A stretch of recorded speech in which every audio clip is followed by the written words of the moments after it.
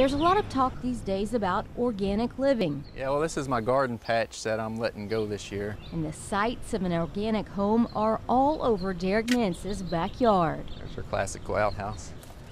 And I got compost toilet. There's a freshwater pond, garden, and chickens. Nothing really unusual. I think I'm doing something right. So let's take a look in his freezer and see what you think. Oh, these are bones. Just chew on it as you need it. Raw is just so much easier for me to digest. And it's really good and really flavorful. Nance has been eating raw sheep for almost 10 years, slaughters and cuts them himself. I'll just sit here and chew on one of these for a while whenever I need a snack. He keeps every part of the sheep. It takes Nance about a month to eat the whole thing. Most of the meat off of it first. Sometimes if you hit it too hard, it goes flying everywhere. But yeah, this is the marrow. And just dig it out. Yeah, this is real good. Is there anything you won't eat? The bladder.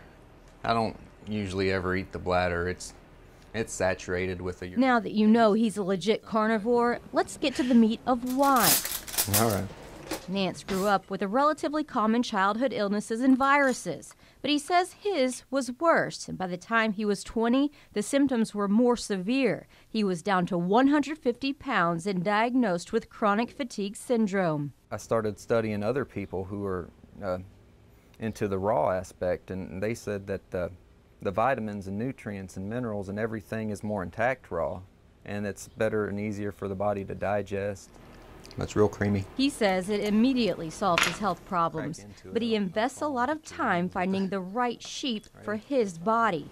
I go out to the farm and I try to source local, organic, grass-fed, pasture-raised directly from the source, because I just need to see for myself where the animals come from. He slaughters the sheep on the farm if the farm owner is okay with it.